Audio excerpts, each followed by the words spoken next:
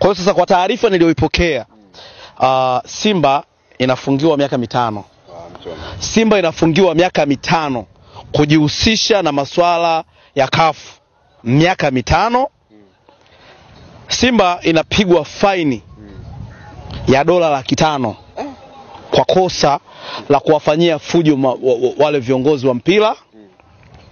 Simba inapigwa faini ya $200,000 kwa kosa la kumzomea rais wa CAF. No, we nani unaenda kumzomea rais wa CAF? We nani? President. Sina wenyewe wamekosea Simba. Sasa ndo hivyo, miaka 5 na faini ya $700,000. Huyu dawa yake mzee wa sumu. Oya, mzee wa sumu we. Chief Simba JR. Niambie. Umeona jamaa yako hapo chini? Huyu. Umemsikia Nimemsikia huyu Lopolopo. Msuka nywele. Temee sumu. Huyu ni mpozi.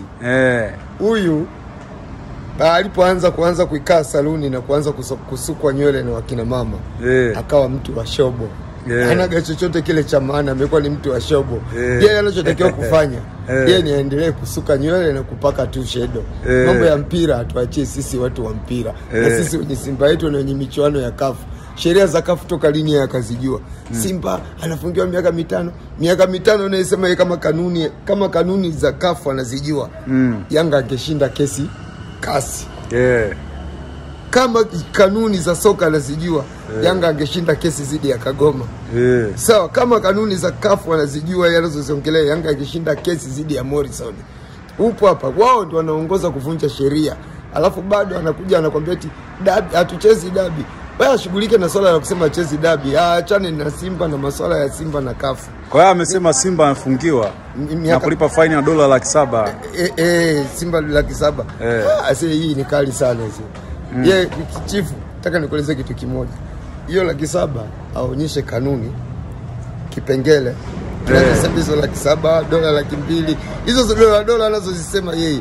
Na muulize rais wake wa mwenyekiti wa vilabu barani Afrika, kabla yeye aje kuropoka, muulize mwenyekiti wake.